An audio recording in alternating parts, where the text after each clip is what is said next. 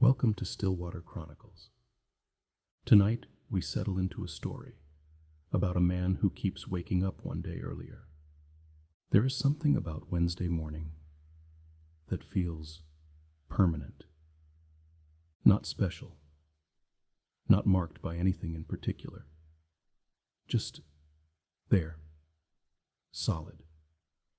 The kind of morning that arrives without asking, that fills your kitchen with gray light and the smell of coffee and the sound of the street outside, doing what streets do.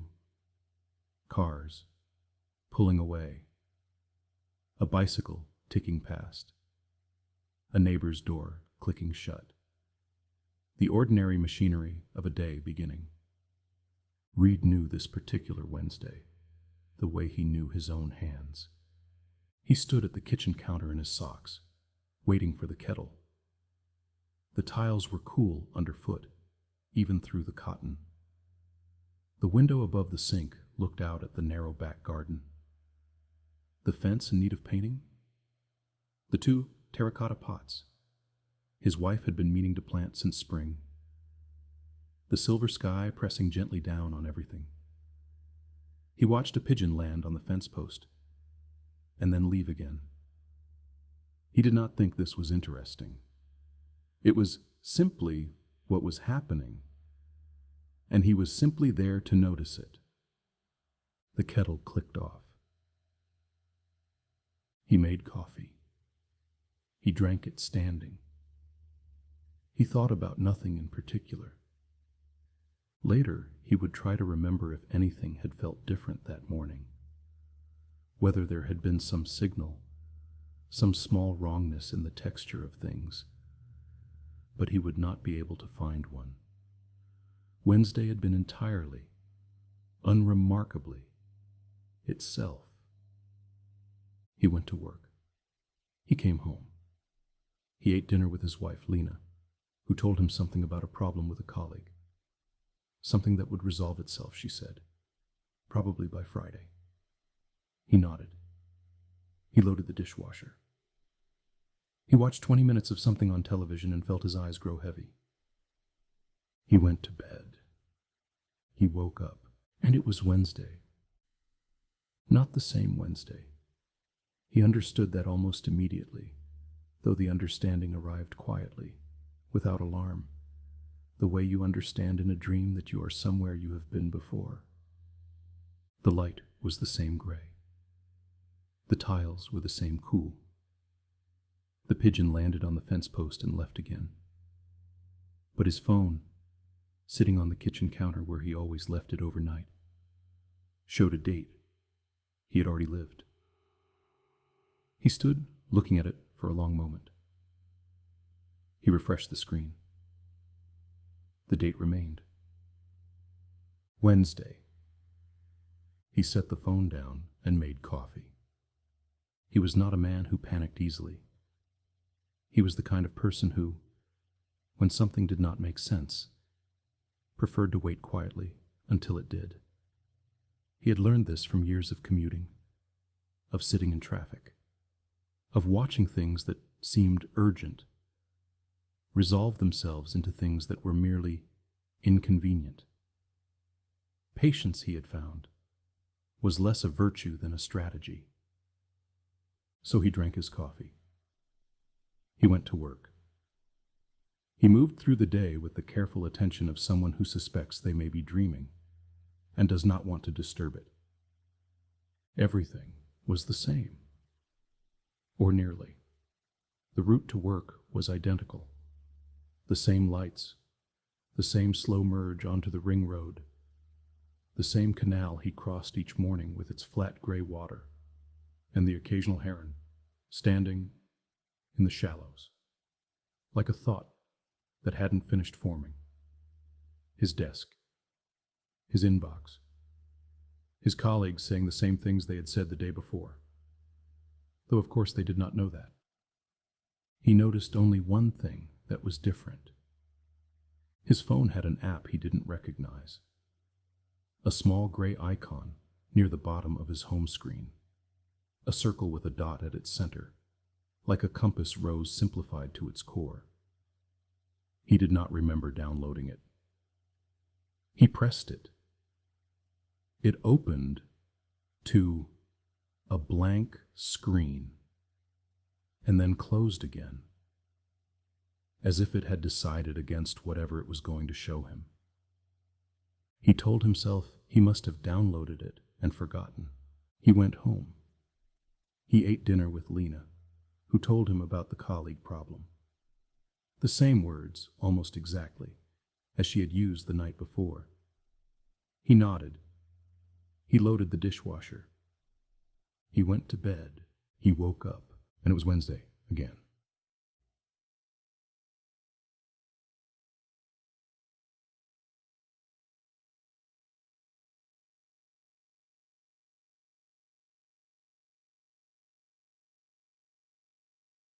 This Wednesday was earlier still. He knew it before he looked at his phone. Knew it the way you know. A room has grown colder while you were sleeping. Not from any single sensation, but from the accumulated weight of several small ones. The terracotta pots in the garden. They were in different positions, pushed together against the fence, as if someone had recently moved them. He remembered Lena separating them. She had done it a few weekends ago, talking about needing more light for one of them. But on this Wednesday, they had not yet been separated. He stood at the window for a long time. The thing about time moving backwards he was beginning to understand was that it did not feel like reversal. It did not feel like rewinding. It felt like waking up slightly further from home each morning. Familiar enough that you could still navigate. Unfamiliar enough that you kept reaching for things that were no longer where you expected them. He went to work. His inbox had an email he had already answered, already filed, already forgotten, sitting unread. He opened it, read it again.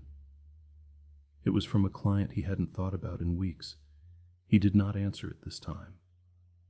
He simply closed it and sat very still at his desk, listening to the ordinary sounds of the office around him. Keyboards, the coffee machine 2 rooms away. Someone laughing at something he couldn't hear. He thought about Lena. She would not know.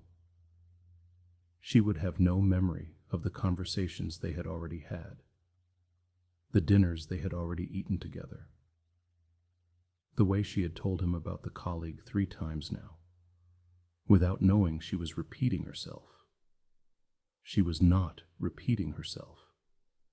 She was simply living forward, as people do, into a future she could not yet see. He was the only one moving in the wrong direction. That evening, he tried to tell her. Not directly, not the whole of it, but he said, over dinner, quietly, "Do you ever feel like you're living something you've already lived?" She looked at him, the way she always looked at him, when he said something she wasn't sure how to take. Like déjà vu? Maybe. Or like, you know a thing is coming, and you can't stop it, and you can't say anything because they'd think you were strange. She reached across the table and put her hand over his. "You've seemed tired lately," she said. "Have you been sleeping?" "Yes," he said. "Okay," she said. And that was that. He loaded the dishwasher. He went to bed. He lay in the dark and listened to Lena breathing beside him, slow and regular, and he thought, she will not remember this tomorrow. There will be no tomorrow for her that contains this moment. Tomorrow. Her tomorrow. will be the same Wednesday she has always known. Only he would carry it. By the fourth Wednesday, the house had begun to feel slightly wrong. Not frightening. Just not quite his. The way a familiar song sounds strange when played in a different key. The geometry was identical. The narrow hallway. The coats on the hooks. The staircase with its third step that always creaked. But small things were out of place. A mug he had bought on a trip he had apparently not yet taken sat in the back of the cabinet. He opened the cabinet and found it, and stood looking at it for a long time, holding it in both hands, turning it over. The design was a city he recognized. He had stood in that square. He remembered the morning, the cold, the smell of bread from somewhere nearby. But apparently he had not stood there yet. The app on his phone had moved. It was no longer near the bottom of the screen. It was at the top now, as if it had migrated there overnight. And when he pressed it this time, it did not close. It opened to a simple list. Dates, running backwards in a neat column, each one separated by a single line. He scrolled up. The dates went back further than he had been. Much further. Months. Years. He put the phone face down on the counter. He made coffee. He drank it standing. Outside, the pigeon landed on the fence post. He watched it and thought about how many times he had watched it now, from how many slightly different distances in time, and how the pigeon had no knowledge of any of this, was simply doing the thing that pigeons do, landing and leaving, landing and leaving, an action without weight or memory or consequence. He envied the pigeon. At work, his colleague Marcus asked him if he was all right. Reid said yes. Marcus said he seemed quiet. Reid said he was just thinking. Marcus nodded and went back to his screen, satisfied with this because thinking was a reasonable and unremarkable thing to be doing, and no further explanation was required. Reid thought, in a few days Marcus will not remember asking me this, or perhaps more accurately, the Marcus of a few days ago, a few Wednesdays ago, will never have asked it. The asking will simply not have happened yet. He was beginning to understand that he was not losing time. He was accumulating it. Each morning he woke with more Wednesdays behind him than anyone else in his life had yet experienced. He was becoming a quiet archive of days that, for everyone around him, still lay in the future. He knew what Lena was going to say at dinner. He knew which traffic light would be out on the ring road.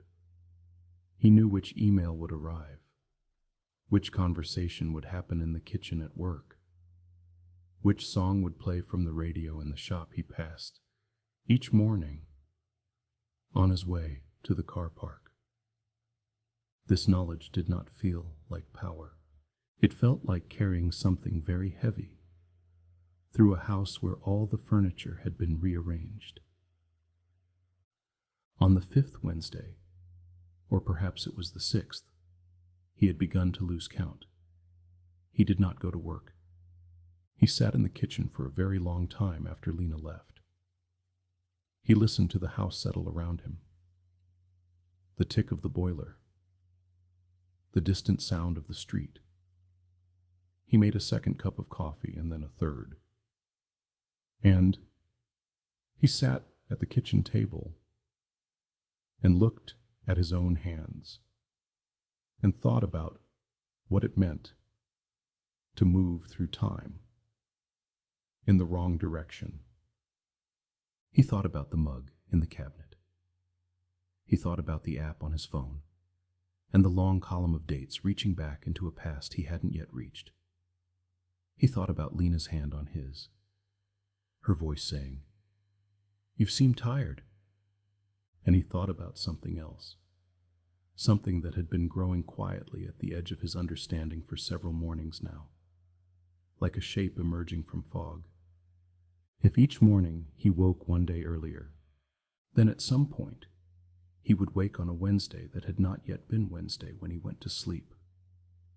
He would keep going back and back, through Wednesdays he half remembered, then Wednesdays from years ago, then Wednesdays from before he lived in this house, before he knew Lena, before he was the person who stood at this window, watching this pigeon. He did not know where it would end. He did not know if there was an end. He looked out at the garden. The terracotta pots were back against the fence, pushed together, unpotted and empty. The fence needed painting. The sky was the same gray it always was on a Wednesday morning in a Dutch commuter town in the middle of autumn, pressing down on everything with its gentle, indifferent weight. He tried to feel afraid and found he could not, quite. What he felt was something quieter than fear and more persistent, something like the feeling of standing in a house you used to live in, after the furniture has been removed, after the walls have been repainted, after all the particular weight of your life there has been stripped away, and recognizing the light, the way it falls through that specific window, at that specific angle, the way it has always fallen, the way it will fall long after you are gone. He recognized the light. He picked up his phone. He opened the app. He looked at the column of dates for a long time. Then he put it down, finished his coffee, and went to stand at the window. The pigeon landed on the fence post. He watched it. It left. He waited for it to come back, knowing that it would, knowing exactly when, and yet still, when it landed, he felt something that was almost like surprise, almost like wonder, the small, persistent miracle of a thing happening exactly as expected, and still being real, still being here. He breathed in, he breathed out. Outside, the street did what streets do. A car pulled away. A bicycle ticked past. A neighbor's door clicked shut. Wednesday held its shape around him, gray and cool and entirely unremarkable. And Reid stood in it and let himself be held. He did not know how many Wednesdays were left. He decided to be present in this one. That evening, Lena came home and found him in the kitchen. He had made dinner, something slow and warm, the kind of meal that fills a house with a smell that says, someone is here, someone is waiting, someone thought of you. She stopped in the doorway and looked at him. "You didn't go in today," she said. "No," he said. "Are you all right?" He looked at her for a moment. This face he knew so well, these eyes that held no knowledge of any of this, that looked at him with nothing but the present tense, and he felt something open quietly inside him, like a window being unlatched. "I think so," he said. "I just wanted to be here." She came into the kitchen and sat at the table, and he poured her a glass of water, and they ate dinner together. And she talked about the colleague problem, the same words nearly as all the other times, and he listened as if it were the first time, because for her it was, because that was the only kindness he had left to offer. Later, he stood at the bedroom window and looked out at the street below. The same neat semi-detached houses, their windows lit from inside with the ordinary yellow warmth of evening. the same parked cars, the same pavement, slightly uneven near the lamppost, where someone had once told the council and nothing had been done. All of it familiar, all of it somehow already gone. He did not check his phone. He got into bed.